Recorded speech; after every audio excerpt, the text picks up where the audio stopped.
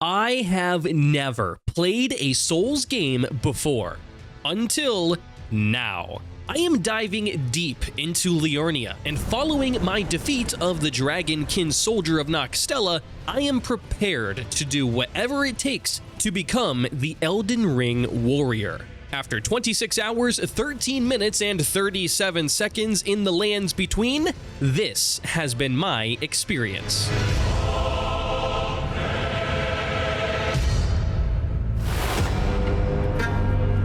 My journey through Elden Ring thus far has been one of intrigue and vast excitement, and certainly is one that I do not wish to come to an end anytime soon. With that said, if you want to see more of my path to becoming the Elden Ring warrior, consider hitting the subscribe button. Alright, where we last left off, I had just completed a major milestone for myself in Liurnia, and finally started to speed up some momentum for myself. So naturally, I am feeling a lot better about myself and my direction. One thing that isn't so great though is how I have become over-reliant, to a fault, on my step attack with the Bloodhound's Fang. Yes, it's a great maneuver and certainly deals a ton of damage, but there has to be more to the combat in this game than just spamming that attack. As such, I have decided to make a change. I am finally going to do what I wanted to do so long ago, and that is dual wield my Bloodhound's Fang and my dismounter. But first, I have to reduce my armor weight so I can stay within the medium load threshold. I visited my friend, the nomadic merchant, and started figuring out how to optimize my armor situation for medium load. Yes, I had to reduce my overall damage negation, but I am willing to try it out and kind of see if the difference in attack power will help to offset the damage negation drop-off. After purchasing some new gear, it was time to try out these behemoth blades in tandem once again. Not gonna lie, I kinda look like Badassatron.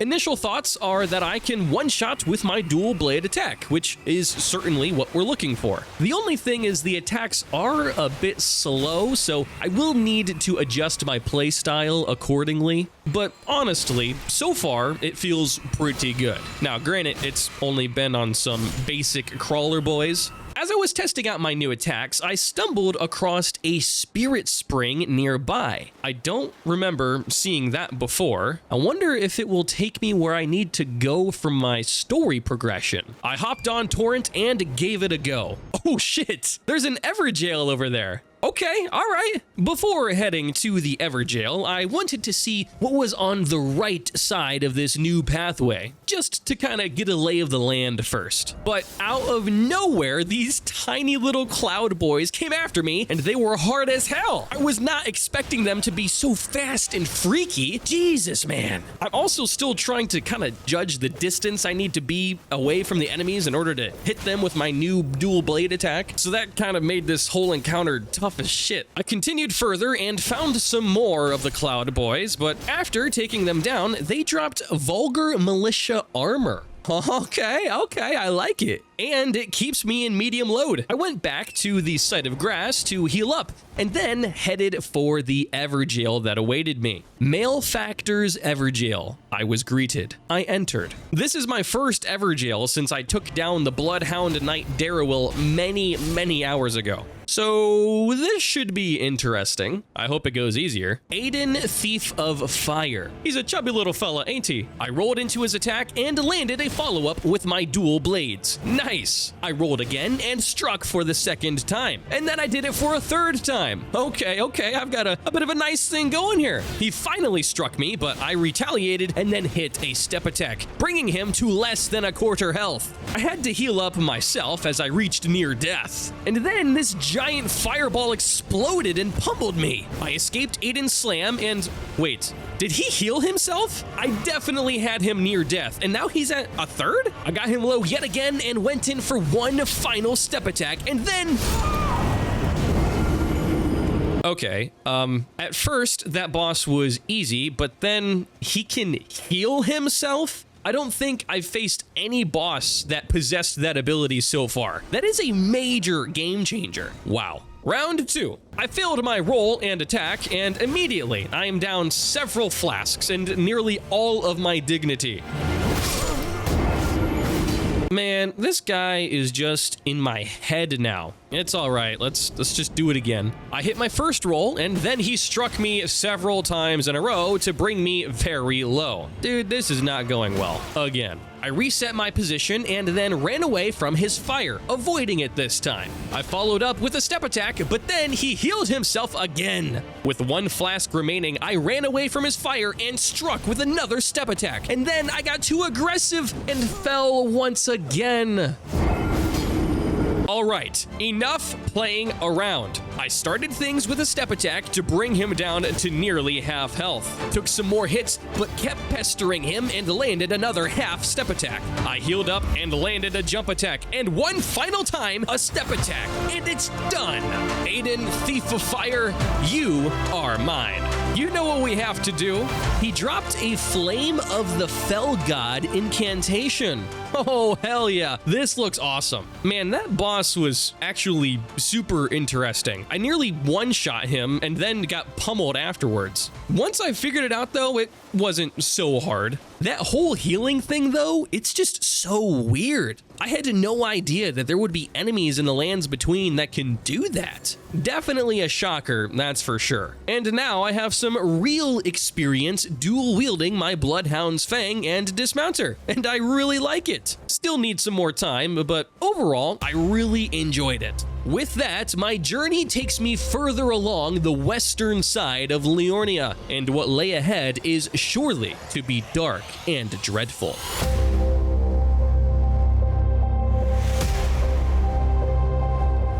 Along my way, I ran into some fire people. I kinda underestimated them and, once again, dying to stupid stuff. My favorite pastime in the lands between. I went back and got my revenge. Oh, he dropped a monk's flame mace. This actually looks really interesting. I might try this out in the future. I took down the remaining flame boys in the camp and pursued further into the fog ahead. I am really hoping that this will lead me somewhere useful. Maybe I can find the key to the academy out here. I hugged the bottom of the ridge next to me as I looked for openings, and instead of a cave like I was expecting, I found death. Holy shit, there's tons of people just hung up on the poles. Well, if I know this game, I definitely just stumbled across to something rather interesting. And it looks like I'm actually inside a giant mouth within this hill. All right, we're getting somewhere. It definitely looks ominous, though. Village of the Albinorics. I slowly proceeded up the hill before me, taking down the bent boys one by one. Up ahead is someone I have seen before, all the way back at Round Table Hold. She essentially described that this town has been ravaged by unjust actions, and she will be bringing justice. Interesting. I continued on and noticed a spirit up ahead near a site of grass. But before that, a whole swath of bent boys came after me. One by one, I jump attacked them to their grave. I'm having a really fun time dual wielding. I found a larval tier, which allows the relocation of attributes boosted by leveling up. Wait, is this how I can respec my attributes? I'll find out later, but if so, that is awesome. I approached the spirit. They mentioned Albus. I wonder who that is. Definitely not Albus Dumbledore. I touched grass and discerned my next move. A rope bridge to my left and a hill to my right. It kinda looks like the hill is the real way ahead, so I went the rope bridge route first, just to clear it out. This magic boy shot me, so I killed them. As I got over here, I realized there really wasn't much going on, so I returned and proceeded up the hill. I am thinking there is gonna be a boss up here or something. Yep, there they are, looking menacing and shit. I landed a jump attack and then whiffed my step attack. I followed it up with another, but they dodged out of my way and then healed themselves. Bro! I went back for another couple strikes, but their fire kept me just far enough away so I couldn't finish them off. And then they fell off the cliff. I healed up and followed. Now there's a bent boy and the dark boy and damn! All right, yep, that's annoying. But I don't think the Dark Boy is going to be too hard. I just gotta not let him heal, I think. I approached. I landed half a step attack and then whiffed a jump attack, but then I got them to 2 health and then they dodged away. But it's all good. I was able to finally finish the job. Whew, okay. I am learning that the enemies can apparently heal themselves. This is becoming a really big deal and I'm not sure how I feel about it. I explored the nearby area and found this glowing pot, so I tried to break it. But instead, it was actually a bent boy in disguise. Ah, it's Albus. He told me that the curse mongers destroyed the entire village, but he asked me to look after a Haligtree secret medallion, right, and give it to Latenna if I meet her. I can do that, Albus. Don't you worry. I am the future Elden Ring warrior. It looks like this medallion will grant me access to the Grand Lift of Rold. Is that the lift that is supposedly broken somewhere in Liurnia? That's kind of what I'm thinking, but I'm not exactly sure. While I was in my menu, I started messing around with my talismans. I activated the green turtle talisman and the winged sword insignia. Let's see how that works out for me. I searched the area for more clues and then continued on the bridge ahead. One by one, I defeated the bent boys on my way to killing the dung beetle, which I didn't really need to do, actually. Oh, up ahead looks very interesting. Definitely looks like a boss encounter for sure. I filled up my focus points, called in my demi-humans, and approached the Omen Killer. Oh, damn, bro's got big fire. With him distracted, I landed a jump attack, followed by another strike. But then he smacked me and dropped me pretty low. I tried rolling out of the way, but could barely move? What? Bro, what the hell just happened? I shouldn't be heavy load. Why couldn't I move? That's so annoying. I tried to run past the Dark Boy, but I realized that he was gonna come after me no matter what, so I went back to take him down. And with my step attack, I fell off the bridge and died. More annoying deaths. Ugh. Okay, I went to take down the Dark Boy and Jesus! Bro, I am starting to get a little pissed off. I just want to go to the Omen Killer. I properly defeated the Dark Boy this time, not taking any damage. I worked my way back to the boss. I realized that when I switched my talismans, I put myself just barely into heavy load. So I fixed that now, and I am back at medium load. I refueled my focus points, drank my flask of wondrous physic, called in my demi-humans, and went to work, missing my jump attack. I landed my next one though, and 2 more strikes. Another jump attack in, and I had to take care of this annoying dog. Then, before I could even get there, my demi-humans finished him off. Omen Killer, you are mine. You know what we have to do. Holy cow, man, my demi-humans put in some work right there. The boss wasn't exceptionally hard, but damn, that was really interesting to experience. I roamed around the rest of the area, searching for anything to bring me closer to my goal, and along the way, I found a crystal sword. Oh man, now this actually looks super cool. I would definitely have to give this a try in the future. And with that, my time in the village of Albinorix has come to a close, but my journey ahead has only just begun.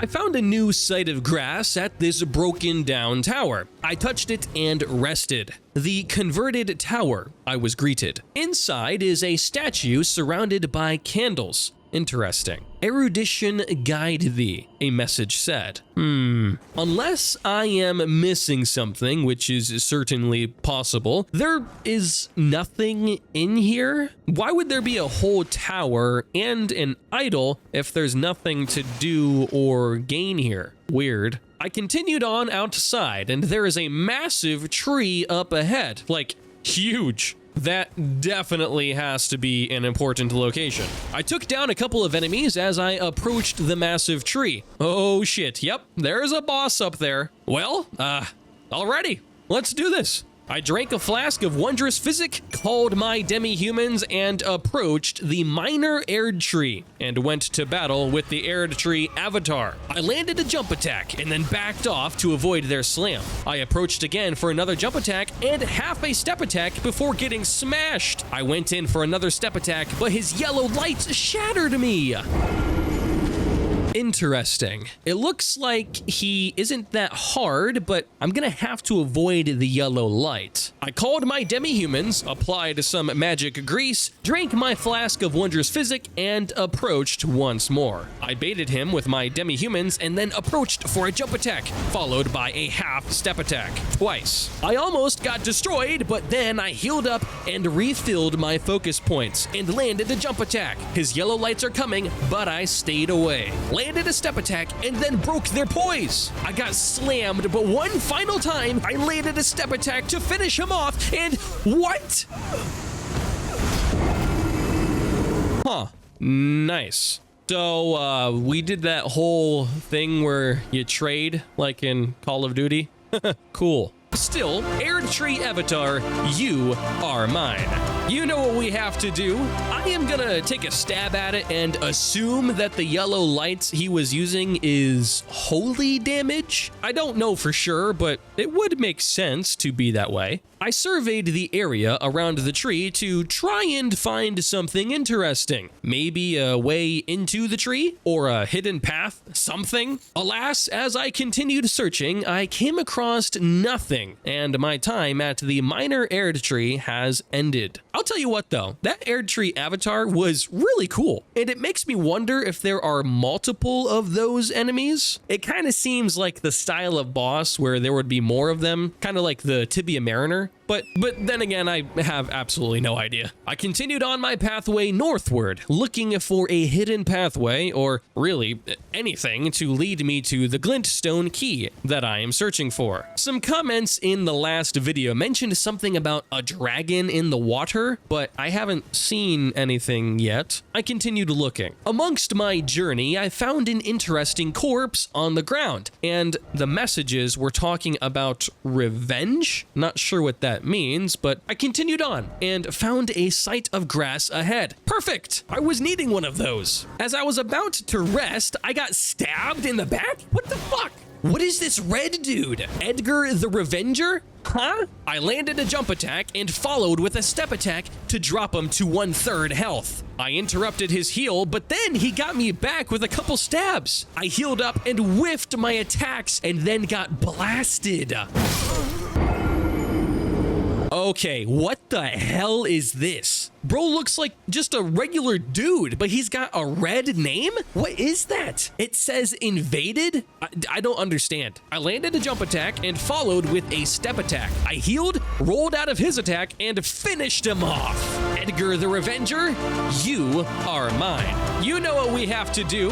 Invader vanquished. Invader? What does that even mean? He dropped a bunch of stuff. A shrubbery grape, a banished knight's halberd +8, and a raw meat dumpling. Man, that halberd is actually really interesting. It's really strong too. With some more upgrades, it will be a very strong weapon. I went to the site of grass and arrested Invader. Are there like different realms or something that enemies can quote unquote invade from? I have a feeling I'm going to find more of that in the future. And the thing is, he kind of looked like a tarnished too? So odd. I continued on my trek and quickly came across another Everjail. Yo, we are just absolutely ripping through this western side of Liurnia. I love it. I approached Cuckoo's Everjail and entered. Ahead is Bowls, Carrion Knight. He is absolutely massive. I rolled into their attack and struck, following it up with a step attack. I rolled back and got blasted with his magic swords, and then got knocked back by his rage. I rolled in again and landed a few more strikes to bring him down to half. I got smashed and then knocked back and then smashed again. Jesus, dude, come on now. I drank my flask of wondrous physic and reset my position. I rolled in and landed a step attack. The magic swords came after me and I dodged them this time. Along with dodging him, I rolled in once again and landed a step attack before getting smashed and knocked back again. He is extremely low. I just got to be patient. I dodged the magic swords, rolled through his smash, and landed the final blow. Bowls Carrion Knight, you are mine. You know what we have to do. He dropped a Great Blade Phalanx. Oh, this looks awesome. I don't have nearly enough intelligence for it though. Yo, dude, first try, man. That's now 3 Everjails down for me. Hell yes. I hopped on Torrent and ran ahead toward higher elevation. And as I ran to the sight of grass ahead, I heard singing echoing in the nearby area.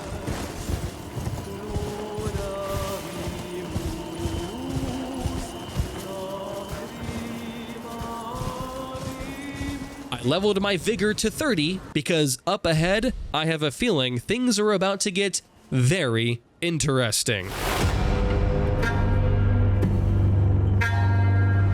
With that, I finally feel like I am beginning to figure out Liurnia, and with each passing hour, I am encountering more and more things that are opening up and broadening my horizons of understanding within the lands between. The question is, what happens next? Thank you all so much for watching today's video. I really hope you enjoyed it as much as I did. If you're interested in seeing more behind the scenes notes, scripts, and an uncut podcast where I discuss my journey in the lands between, consider becoming a cool boy via YouTube memberships or Patreon. Seriously, thank you guys so much to those of you who have already chosen to support. Y'all are awesome.